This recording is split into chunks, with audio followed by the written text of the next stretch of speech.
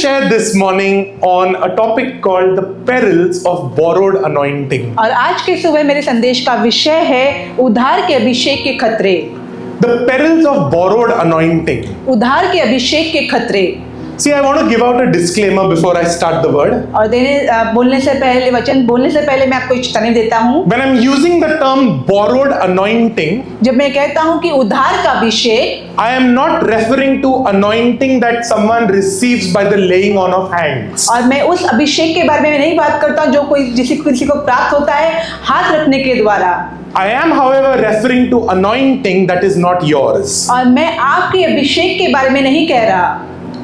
So if someone tries to latch on to an anointing that they have not been authorized to operate in, और यदि कोई ऐसा उस अभिषेक में कार्य करे जो अभिषेक उन्हें नहीं दिया गया है, if you try to operate in an anointing that has not been given to you, यदि आपको दिए हुए जो अभिषेक आपको नहीं दिया है, यदि आप उसमें कार्य करने की कोशिश करें you will run into trouble. तो आप समस्या में जाएंगे।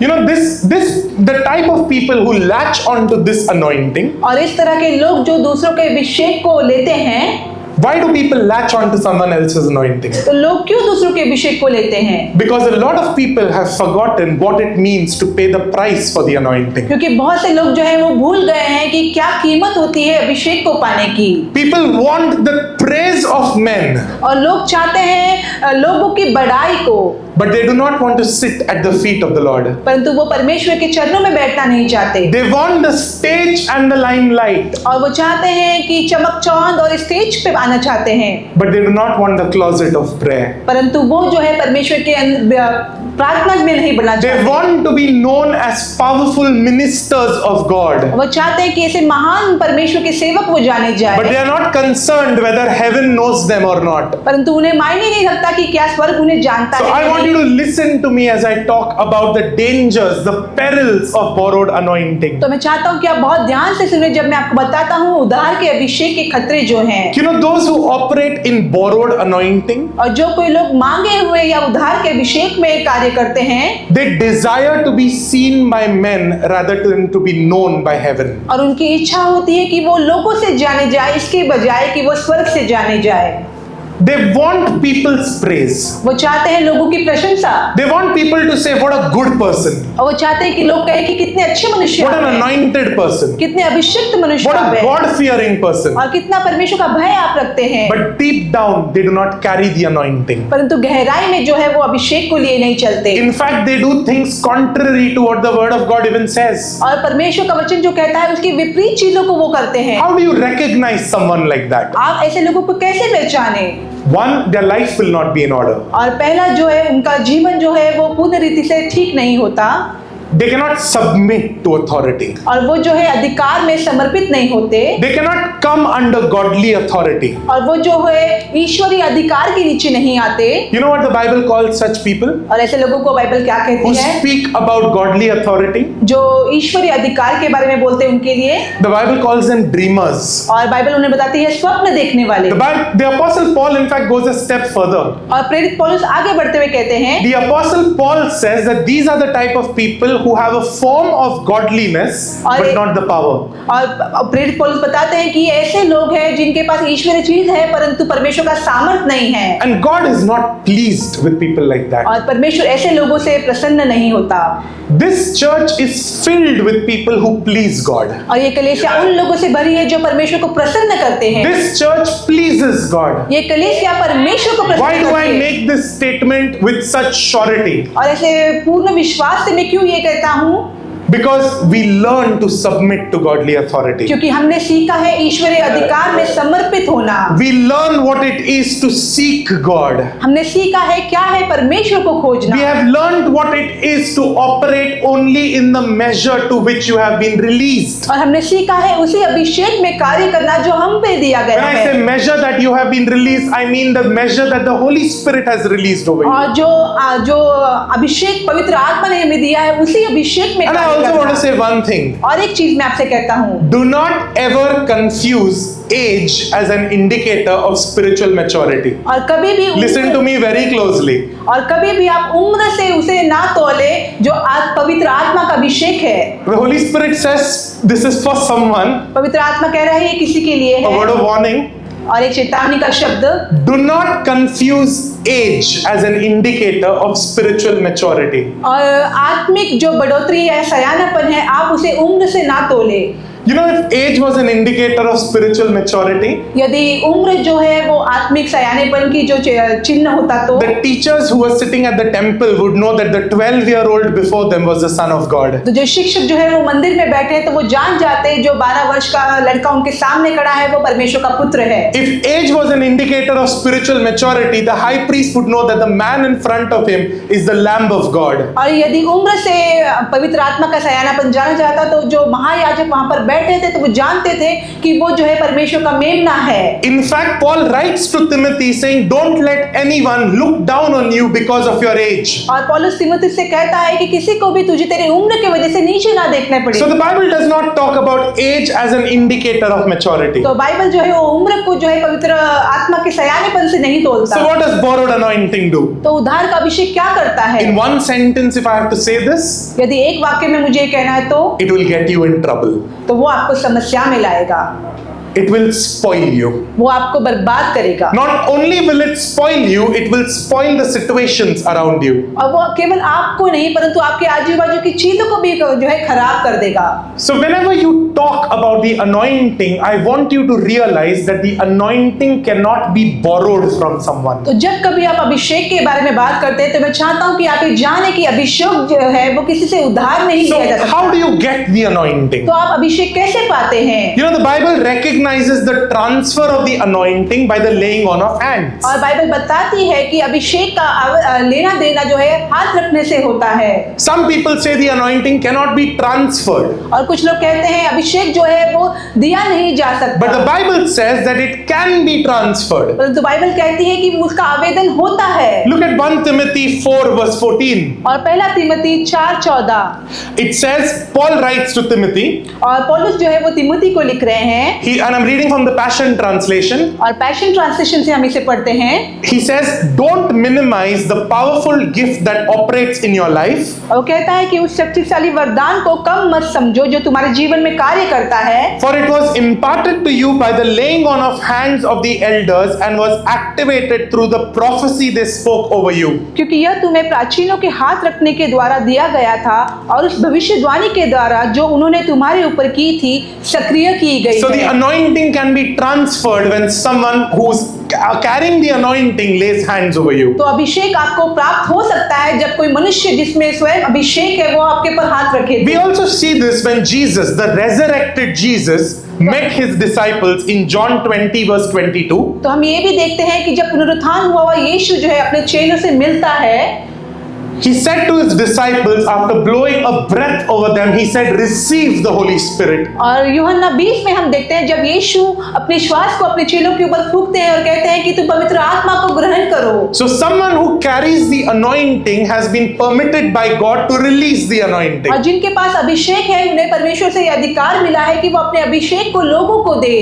In Luke 10 we see that Jesus sends the 70 out और लूका 10 में हम देखते हैं कि यीशु जो है वो 70 लोगों को बाहर भेजते हैं and he releases them by giving them authority. और वो उन्हें अधिकार देकर बाहर भेजते हैं। The Bible also recognizes the concept of a transfer of mantle.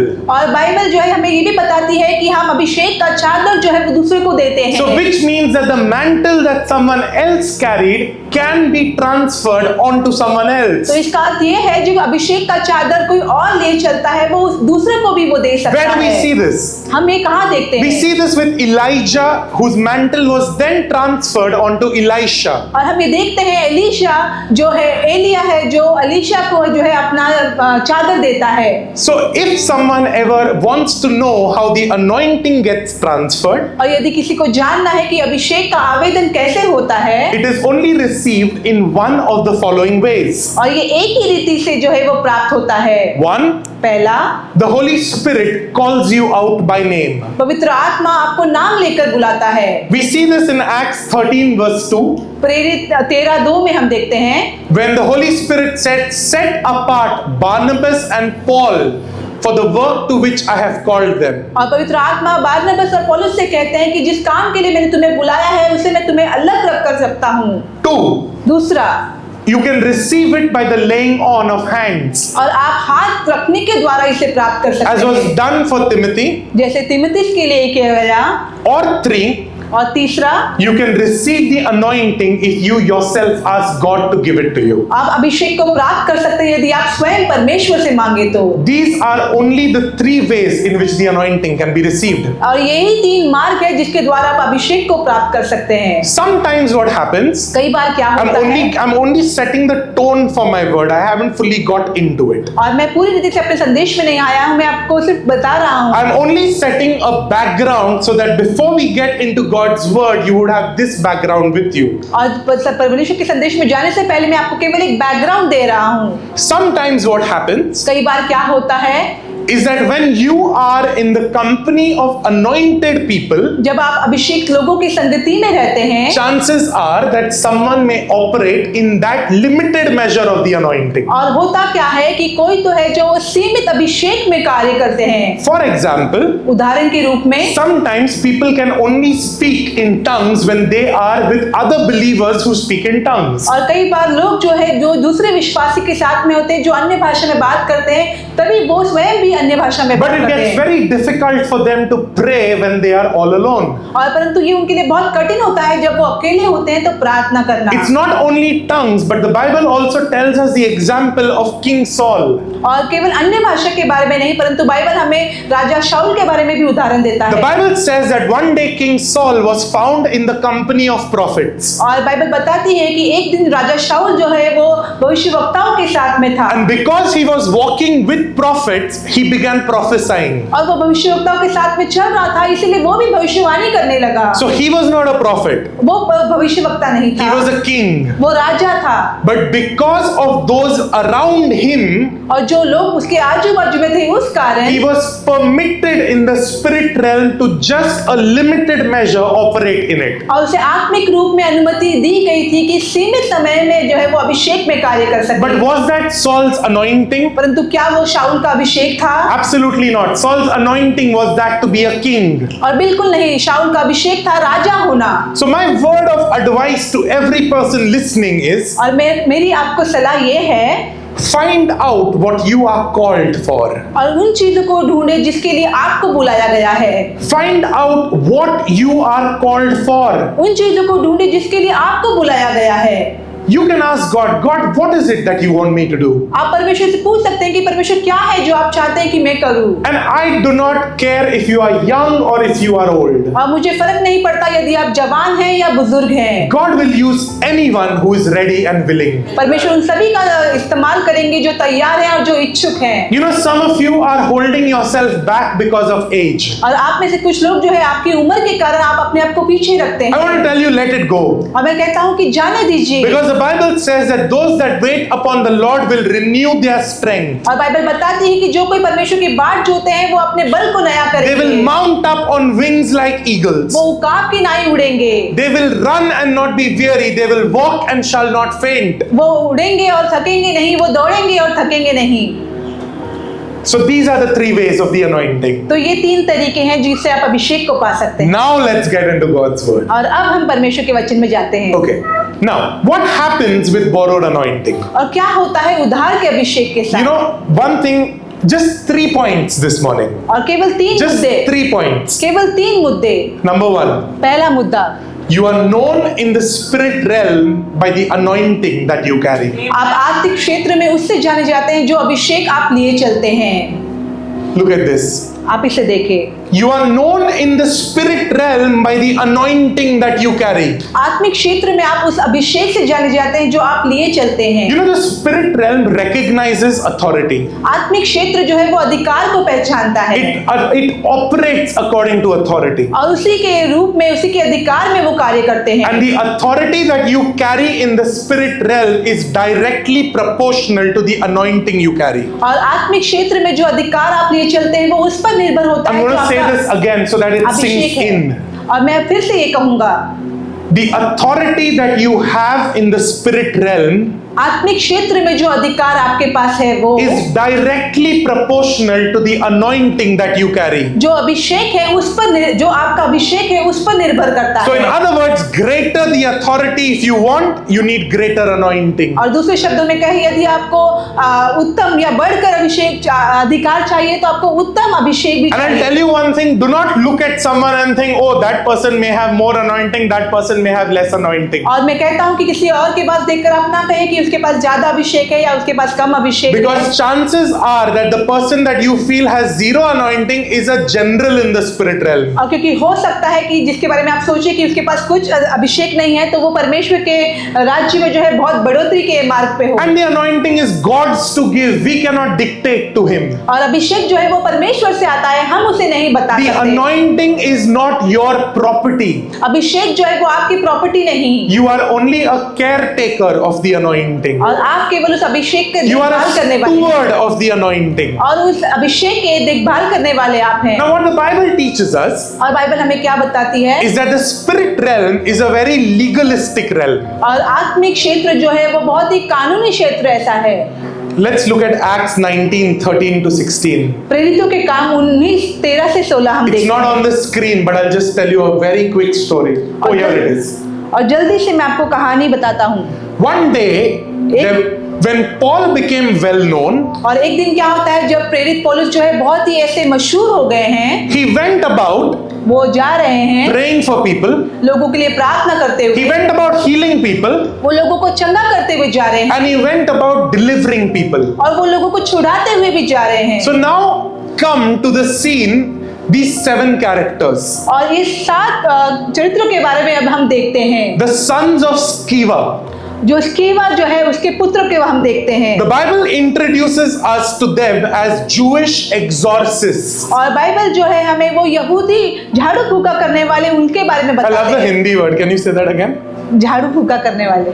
So, the Bible introduces us to them as Jewish exorcists. और बाइबल हमें बताती है कि वो यहूदी झाड़ू फूका करने वाले। Now listen to me. आप इसे सुने। We are not told what their success rate was. और हमें ये नहीं बताया गया था कि कितने सफल वो हैं। We don't know whether they were 100% successful as exorcists. और हम नहीं जानते कि झाड़ू फूका करने वाले के रूप में शायद वो 100% सफल हो। We don't know whether they were 50%. We don't know their strike rates. Nothing. हम उनकी सफलता के जो मायने हैं उसे नहीं जानते। But what we know is that one day they hear that this man Paul goes around and in the name of Jesus he starts casting demons out. और होता क्या है, एक दिन वो जानते हैं कि ये जो पौलुस नाम का मनुष्य है वो जाता है और यीशु के नाम से लोगों को चंगा करता फिरता है। Now what do these men do? अब ये लोग क्या करते हैं? Do they go and tell Paul, Paul, can you tell us how can you cast these demons out? क्या वो पौलुस के पास जाकर कहते हैं कि पौलुस तुम किस तरह से दुष्ट आत्माओं को निकालते हो? Do they go and say, who is this Jesus whom you are preaching? Can you tell me more? क्या वो जाकर उसे कहते हैं कि पूछते हैं कि तुम ये यीशु कौन है जिसका प्रचार तुम Do करते they हो? walk up to Paul and say, why do the demons obey you? What authority do you have? Do they ask him this? क्या ये उसके पास जाकर पूछते हैं कि किस अधिकार में तुम चलते हो, दुष्ट आत्मा तुम्हारी क्यों सुनती है? They do none of that. और उन्होंने ऐसा कुछ नहीं किया। What they do, उन्होंने क्या किया? look at this. आप इस पे देखें। They go up to a man who was possessed और वो एक दुष्ट आत्मा से ग्रहित मनुष्य के पास जाते हैं and they look at that man और उस मनुष्य की ओर वो देखते हैं and they say, you have to come out in the name of Jesus whom Paul preaches. और वो उससे कहते हैं कि तुझे यीशु के नाम से बाहर निकलना है जिसकी आराधना पौलुस करता है।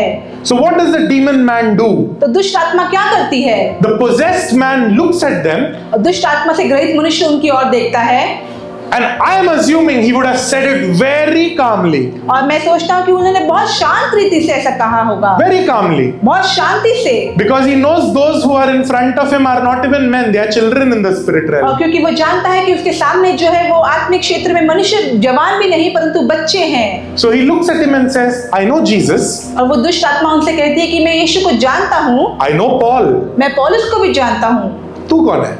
परंतु तुम कौन हो? And after that, और उसके बाद is the if any of you know, I'll say it like this, और मैं ऐसे कहूंगा यदि आप जानते हैं तो wrestling match. एक मल्लयुद्ध, 7 people against 1. 7 लोग एक के विपरीत, But the one carried such strength परंतु एक मनुष्य के पास इतना सामर्थ that the था Bible says कपड़े भी छोड़ के भाग गए। कि बाइबल बताती है कि वो लोग अपने कपड़े भी छोड़कर They भाग were गए। bleeding. उनसे लहू बह रहा They were था assaulted. और उनका व्यभिचार किया गया था They were assaulted. और वो उनका व्यभिचार Beaten. किया They गया were beaten. उन्हें मारा गया था They left their clothes and ran. और वो अपने कपड़े छोड़कर भागे। And you know, the next verse says that the name of Jesus was glorified. और दूसरा आयत हमें बताते हैं कि यीशु के नाम की बड़ाई हुई। You can only operate according to the measure that God has given you. और जो अभिषेक परमेश्वर ने आपको दिया है आप उसी में कार्य कर सकते हैं। Jesus operated in spiritual authority. यीशु जो है वो आत्मिक अभिषेक में उन्होंने कार्य किया। You know, one day Jesus says, let's go on a boat. और यीशु ने एक दिन कहा कि हम उस नाव में चले। And before he reaches the shore, the Bible says that a man came running saying, what do I have to do with you, Jesus? And this man used to live among the tombs. और किनारे पे पहुंचने के पहले ही एक मनुष्य उसके पास आया। उसने कहा कि यीशु तुझे मुझसे क्या काम है? और ये मनुष्य जो है वो ऐसे गुफाओं में रहता था। Now this story is only mentioned in 2 Gospels. और ये कहानी जो है केवल 2 सुसमाचार में बताई गई But है। I'm saying it from the Gospel of Mark chapter 5. और मरकुस 5 से मैं आपको बताता हूँ। So this man sees Jesus और ये मनुष्य जो है वो यीशु को देखता and he है comes screaming. और वो चिल्लाकर उसके पास आता है। I find it very interesting to read this. और ये पढ़ना मुझे बहुत दिलचस्पी लगी That this man came screaming because Mark says that Jesus, when he was far away, had commanded the spirits to leave. और मरकुस बताता है कि यीशु जब दूर ही थे तभी उन्होंने दुष्ट आत्मा को अधिकार दिया निकल जाने का। So if you walk in the measure of the anointing, यदि आप अपने अभिषेक में कार्य करेंगे you don't even have to be in front of someone to release God's word over तो them. आपको जरूरत नहीं है किसी के सामने खड़े होकर परमेश्वर के वचन को कहने की। Because the word that you release carries the sanctity and the stamp of heaven's approval. क्योंकि जो वचन आप निकालते हैं उसे स्वर्ग से आपको दिया गया है। If the anointing you carry is recognized by heaven, यदि जो अभिषेक आप लिए चलते हैं यदि वो स्वर्ग से पहचाना जाए तो I want to tell you that heaven will run to assist you. और मैं कहता हूँ कि स्वर्ग दौड़ेगा आपकी सहायता करने के Heaven लिए। will run to assist you. स्वर्ग दौड़ेगा आपकी मदद करने के If you लिए। are someone who wants to make Jesus known, और यदि आप हैं जो यीशु को अपने द्वारा पहचाना जाना चाहते हैं angels will be sent to help you. और स्वर्गदूत भेजे जाएंगे आपको सहायता करने If के you लिए। are someone who wants to make the name of Jesus glorified in this place, यदि आप ऐसे हैं जिस स्थान में परमेश्वर के नाम को यीशु के नाम को ऊंचा उठाना चाहते God is हो going to ensure that you are never left alone. He is going to back you. और प्रभु देखेंगे कि आप कभी अकेले नहीं हो, वो हमेशा आपके साथ रहेंगे। But if someone does not operate in godly anointing, परंतु यदि कोई परमेश्वर से दिए हुए अभिषेक में कार्य ना करे तो you stand the risk. और आप जो है खतरे में खड़े रहते हैं। You stand at great risk. आप एक बड़े खतरे में खड़े रहते हैं। Be very careful बहुत ध्यानपूर्वक आप रहे that before you get into this, आप इसमें प्रवेश करने से पहले that you have an active relationship with Jesus. आप यीशु के साथ एक सक्रिय संबंध में बने हो। You know, a lot of people say, बहुत से लोग कहते हैं I know God. मैं परमेश्वर को जानता हूँ। Very good. बहुत अच्छी बात है, But the real question is, परंतु सही प्रश्न ये है does God know you? क्या परमेश्वर आपको जानते हैं? Because Jesus says, क्योंकि यीशु कहते हैं on that day many will come. उस दिन पर बहुत लोग And listen आएंगे, to this, many will come. बहुत लोग आएंगे And what will they say? और वो क्या कहेंगे? One, they'll call him Lord. और वो पहला चीज जो है वो कहेंगे प्रभु।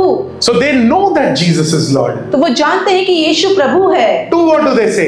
दूसरी बात को क्या कहेंगे? Lord, we have done miracles in your name. प्रभु हमने आपके नाम में चमत्कार किए, We have cast out demons. हमने दुष्ट आत्मा को निकाला, We have healed the sick. हमने रोगियों को चंगा And we किया have done this in your name. और हमने ये सब आपके नाम से किए। But what does Jesus say? परंतु यीशु क्या कहता है? He says, depart. वो कहता है चले जाओ। Not because they don't know him, और इस कारण नहीं क्योंकि वो उसे नहीं जानते, but also because that they were workers of iniquity. पर क्योंकि वो जो है वो कमजोरी के कार्य करने वाले जो है अनादर के काम करने वाले अधर्म के काम करने वाले लोग थे। God is looking for people whom God can trust. लोग परमेश्वर जो है ऐसे लोगों को देख रहा है जिन पर वो भरोसा कर सकता है।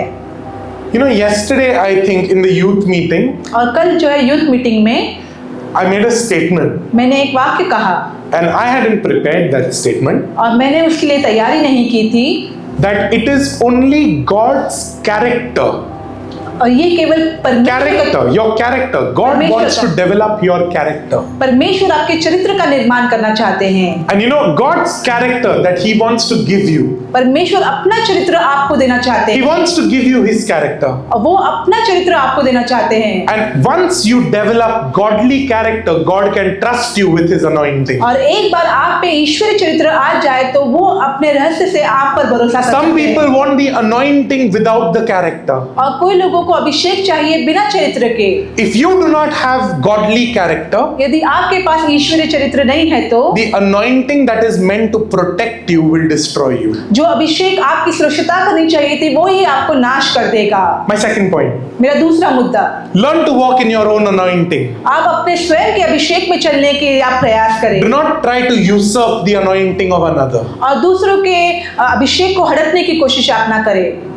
Walk in your anointing. आप अपने अभिषेक में चले। You know what the Bible says? Bible क्या कहती है? That some are called to be pastors, और किसी लोगों को पासबान होने के लिए बुलाया some गया are है, called to be teachers, किसी को शिक्षक होने के लिए बुलाया some are गया है, called to be prophets, किसी को भविष्यवक्ता होने के लिए some are बुलाया called गया to be apostles, है, और किसी को प्रेरित होने के लिए some बुलाया are है, called to be evangelists. और किसी को सुसमाचार का काम करने के लिए What बुलाया है। are you called for? आपको किसके लिए बुलाया है? Learn to walk in accordance with what God has called you.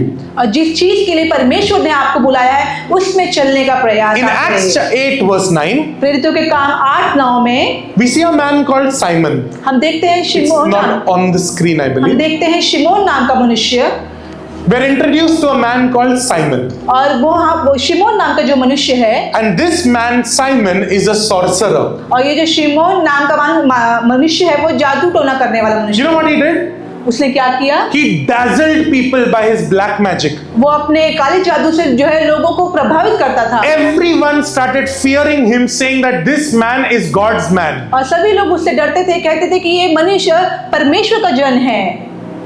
I'll just stop there for a second. एक क्षण के लिए मैं रुकता हूँ। Godly men will not cause others to get afraid. और परमेश्वर के जो मनुष्य हैं वो दूसरों को नहीं डराते। You know why? क्यों?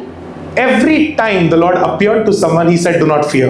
हर समय जब परमेश्वर लोगों पर प्रकट हुए तो उन्होंने उससे कहा कि तुम डरो नहीं। If someone is operating, causing others to be afraid of them, और यदि कोई ऐसा कार्य करता है जो दूसरों को डराता chances है are the anointing is not correct. और हो सकता है कि उनका अभिषेक जो है वो सही नहीं। So this man, Simon the sorcerer. और जो शिमोन है जादू टोना करने Now look वाला, at what the Bible says in Acts chapter 8. और प्रेरितों के काम 8 में बाइबल क्या कहती है? The word of the Lord is preached in Samaria. और समारिया शहर में जो है परमेश्वर का सुसमाचार A फैलाया lot गया। of people come to Jesus. बहुत से लोग यीशु की ओर आते हैं। Simon the sorcerer also says, "Even I will accept Jesus." और शिमोन जो है जादू टोना करने वाला वो भी कहता है कि मैं भी यीशु को A स्वीकार lot करूंगा। of people get baptized. बहुत लोग बपतिस्मा लेते हैं। Simon the sorcerer says, "Let me also get baptized." वो शिमोन जो है जादू टोना करने वाला वो कहता है मैं भी बपतिस्मा And the लूंगा। Bible says that he saw the miracles that God did through the hand of Philip. और बाइबल बताती है कि उसने देखा जो चमत्कार जो है वो फिलिप्पुस करता है उनको। And when the apostles back in Jerusalem heard that Samaria had received the word of the Lord, और यरूशलेम में जो प्रेरित थे उन्होंने जब सुना कि समारिया ने जो है परमेश्वर के वचन को ग्रहण किया they है, sent Peter and John. उन्होंने पतरस और यूहन्ना को So भेजा। Peter and John arrive. पतरस और यूहन्ना आते हैं And Peter and John begin to pray them by the laying on of hands. और पतरस और यूहन्ना वहां पर हाथ रखकर प्रार्थना करने लगते And हैं। as soon as they lay hands on them, और जैसे ही वो अपना हाथ उन पर रखते हैं all those people receive the Holy Spirit. वहां पर मौजूद हर एक जन जो है वो पवित्र आत्मा को प्राप्त करते हैं। All of them receive the Holy Spirit. हर एक जन जो है पवित्र आत्मा को प्राप्त करते हैं। Simon the sorcerer sees it as well. और शमून जो जादू टोना करने वाला है वो देखता है। Look at what he does. देखिए वो क्या करता है। He doesn't go to Peter and say, "You know what? I want to know more about the Holy Spirit." और वो पतरस के पास जाकर नहीं कहता कि मैं और पवित्र आत्मा के बारे में मुझे जानना है। He doesn't go to John and say, "Can you teach me more about this Spirit?" और वो यूहन्ना के पास जाकर ऐसा नहीं कहता कि मुझे और पवित्र आत्मा के बारे में आप सिखाओ। This is what he does. और ये वो करता है। He goes to Peter वो पतरस के पास जाता है and he says, "कितना पैसा लगेगा?" और वो कहता है कि कितनी कीमत चाहिए। "Take money, पैसा लो but give me this gift." परंतु ये वरदान तुम मुझे दो। His heart was not right. उसका हृदय जो है वो सही नहीं था। What does Peter say? पतरस क्या कहता है? Peter says, you are full of iniquity और पतरस कहता है कि तुम अधर्म से भरे हुए हो, because you think you can buy God's gift. क्योंकि तुम सोचते हो कि तुम परमेश्वर के वरदान को खरीद सकते हो। Never, ever, ever think that God's gift can ever be purchased. और कभी भी ये ना सोचे कि परमेश्वर का वरदान जो है वो खरीदा जा सकता No है। amount of money in the world is enough to receive the Holy और Spirit. संसार का पूरा पैसा भी काफी नहीं है पवित्र आत्मा को प्राप्त The करने के Holy लिए। Spirit is God's gift given freely. और पवित्र आत्मा जो है वो परमेश्वर का भेंट है जो मुफ्त में दिया गया है। You know, in this church, ये कलीसिया में you know what we believe? हम क्या विश्वास करते हैं? Freely we have received, मुफ्त रीति से हमने पाया and है freely we will give. और मुफ्त रीति से हम देंगे, Freely we have received from God, और परमेश्वर ने हमें मुफ्त में दिया and है freely we will give. और हम भी मुफ्त में देंगे। Never ever use your God-given authority to make money.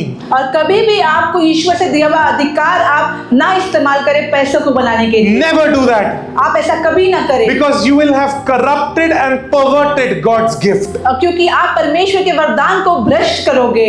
And lastly, और आखिरी में what happens if you walk in borrowed anointing? क्या होता है आप यदि आप उद्धार के अभिषेक में चले तो? Number 3, तीसरी बात, you will always need someone to come and clean up the mess that you have created. आपको हमेशा जरूरत पड़ेगी किसी की कि जो गंदगी आपने की है वो उसे आकर साफ करे। Those who walk in borrowed anointing जो कोई उद्धार के अभिषेक में कार्य will करते need हैं, someone who operates in godly anointing to come and help. उन्हें जरूरत पड़ेगी जो ईश्वरीय अभिषेक में कार्य करते हैं उनकी सहायता लेने I'll की। give you scripture.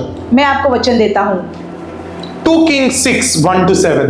दूसरा राजा 6, 1 से 7। I'll tell you this story. मैं आपको कहानी बताता हूँ। One day, एक दिन a group of prophets come to Elisha भविष्यवक्ता का जो एक झुंड है वो एलीशा के पास आता है and they tell Elisha, और वो एलीशा से कहते हैं, you need to come with us. आप तुम्हें हमारे साथ आना है, We'll go to a place हम एक स्थान में जाएंगे and we are creating a waiting room, a lodge. और हम एक जो है रुकने का स्थान वहां पर निर्माण कर रहे हैं। Elisha agrees एलीशा जो है वो मान लेता and है he goes with them. और वो उनके साथ जाता है। So now what these prophets do, remember prophets, और अब ये भविष्यवक्ता क्या करते हैं? they go and they begin cutting wood, they begin chopping wood. और वो जाकर वहां पर लकड़ी काटने लगते हैं And one of them, और उसमें से एक he begins chopping, वो लकड़ी काटता है, but his axe falls into the river. परंतु उसकी जो कुल्हाड़ी है वो नदी में गिर जाती है। Okay?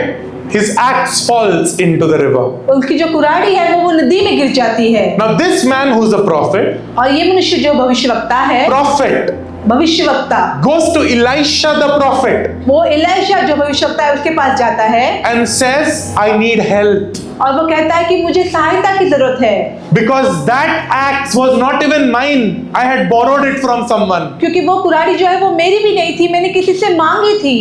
So what does Elisha do? Elisha क्या करता है? He comes, वो आता है, he takes a stick वो अपनी छड़ी लेता है and he throws it on the water और वो पानी पे उसे डालता है and metal, axe, iron floats. और लोहा जो है वो तैरने लगता है।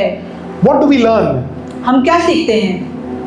If you operate in borrowed anointing, यदि आप उद्धार के अभिषेक में कार्य करते हैं तो you will need someone who carries godly anointing to help you always. आपको जरूरत पड़ेगी उसकी जो ईश्वरीय अभिषेक में कार्य करते हैं। If you try to help someone while you operate in borrowed anointing, यदि आप कोशिश करेंगे किसी की सहायता करना उद्धार के अभिषेक के साथ में, सामने वाले का तो बैंड बजेगा, but chances are even you will have a problem.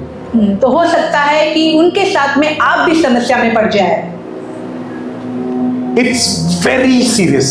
और ये बहुत गंभीर बात है, Very serious. बहुत गंभीर बात है। Don't ever try to operate in a measure that is not given to you by God. और कभी भी उस चीजों में आप कार्य ना करें जो अभिषेक आपको नहीं दिया गया। Now some of you may say, आप में से कुछ कहेंगे, but does that mean that I cannot get the anointing? क्या इसका अर्थ ये है कि क्या मुझे अभिषेक नहीं मिल सकता? Absolutely not. बिल्कुल नहीं। The anointing is for anyone. अभिषेक हर एक के लिए है who chooses to walk right with God. जो परमेश्वर के साथ सही रीति से It चलते is हैं। not given because someone looks good. और ये इसीलिए नहीं दिया जाता क्योंकि आप अच्छे दिखते हैं। It is not given because your parents have served God. और ये इसीलिए नहीं दिया जाता क्योंकि आपके माता पिता ने सेवा की। It is not given because you come from a certain lineage. और ये इसीलिए नहीं दिया जाता क्योंकि आप एक ऐसे कुल से आते हैं। It is given because God can trust you. और ये दिया जाता है क्योंकि परमेश्वर आप पर विश्वास करता है। If God trusts you, God is going to release a greater measure of anointing over you. यदि परमेश्वर आपके ऊपर भरोसा करते हैं तो वो महान अभिषेक आपको देंगे। You know, and I want you to be bold in your prayers. और मैं चाहता हूँ कि आप अपने प्रार्थना में धाड़सी ऐसे हो। 1 Corinthians 14 says, पहला कुरिन्ती 14 कहता है, verse 1, it says, desire spiritual gifts, और कहा है कि आत्मिक भेंट की तुम इच्छा रखो, especially the gift of prophecy. और खास तौर पर भविष्यवाणी की भेंट Paul की। is writing to people saying, you need to desire it. और पौलुस लोगों से कह रहा है कि तुम्हें इसकी इच्छा रखनी And है। if you desire, God will give it to you. और यदि तुम इच्छा रखो तो परमेश्वर तुम्हें देगा। You know, God will give it to you. परमेश्वर तुम्हें देंगे। And I feel very strongly और मैं बहुत ही स्पष्ट रूप से महसूस कर रहा हूँ that if everyone in this place begins to ask God, यदि इस स्थान में मौजूद हर एक जन परमेश्वर से मांगे तो I can see, okay, right now, I can see, और इसी समय मैं देख सकता हूँ, मैं देख रहा I हूँ can see the fivefold ministry being released. और मैं देख रहा हूँ कि 5 पदी सेवा जो है वो परमेश्वर दे रहे I can हैं। see the fivefold ministry just being released. और मैं देख रहा हूँ 5 पदी सेवा जो है वो परमेश्वर दे रहे हैं। And from this place, listen to my words. मेरे वचन को आप सुने, इस स्थान से God is going to raise up apostles. परमेश्वर जो है वो प्रेरितों को खड़ा God is करेंगे। going to raise up prophets. परमेश्वर भविष्यवक्ता को खड़ा God is करेंगे। going to raise up teachers. परमेश्वर शिक्षकों को खड़ा God is going to करेंगे। raise up evangelists. परमेश्वर सुसमाचार करने God is वालों को going to खड़ा raise करेंगे। up pastors. और परमेश्वर जो है पासबानों को तैयार God करेंगे। is going to raise up a generation that is not ashamed of who God is. परमेश्वर ऐसी पीढ़ी को तैयार करेंगे जो शर्म नहीं करते अपने परमेश्वर से। I release God's favor and grace over this church. इस कलीसिया पर परमेश्वर की कृपा और अनुग्रह की घोषणा करता हूँ। I declare that according to Joshua 24, और मैं यहोशुआ 24 के अनुसार घोषित करता हूँ, all of us हम में से हर एक जन together as a family एक परिवार होने के नाते and us individually with our respective families, और हमारे व्यक्तिगत पारिवारिक के साथ में भी we will serve God. हम परमेश्वर की सेवा करेंगे। That none of us कि हम में से कोई भी will ever lack one man or a woman who would stand in service of God. और हम में से कोई भी जो ऐसा मनुष्य स्त्री नहीं होगा जो परमेश्वर की सेवा नहीं करेंगे। And I speak blessings over this church in the name of Jesus. इस कलीसिया पर यीशु के नाम से आशीष की घोषणा I करता हूँ। release a greater measure of anointing than you have ever experienced before. और आपने अनुभव किया हो उससे भी बड़ा अभिषेक इस कलीसिया पर हम घोषित And करते हैं। before the end of this year, और इस वर्ष के समाप्त होने से पहले I declare and I decree मैं घोषणा करता हूँ in the name of Jesus. यीशु के नाम से, And I know heaven hears my voice. और मैं जानता हूँ कि स्वर्ग मेरी आवाज को सुन In रहा the है। name of Jesus, यीशु के नाम से God is going to restore everything that has been taken away from you. और प्रभु आपसे लिए गए हर एक चीज को पुनः स्थापित कर रहा God है। is going to do something new. प्रभु नई चीजों को कर रहे हैं And you will see it, and not only see it, but you will live in God's blessing. और आप देखेंगे, और आप केवल देखेंगे नहीं परंतु परमेश्वर के आशीषों में आप जीवन में You will not be like Moses who only saw with his eyes, और आप मूसा के समान नहीं होंगे जिसने केवल अपनी आंखों से देखा, but you will be like Joshua who enters into God's rest. परंतु आप यहोशुआ के समान होंगे जो उस स्थान में प्रवेश करेंगे। In Jesus' name, यीशु के नाम से amen. आमीन। Amen. Amen.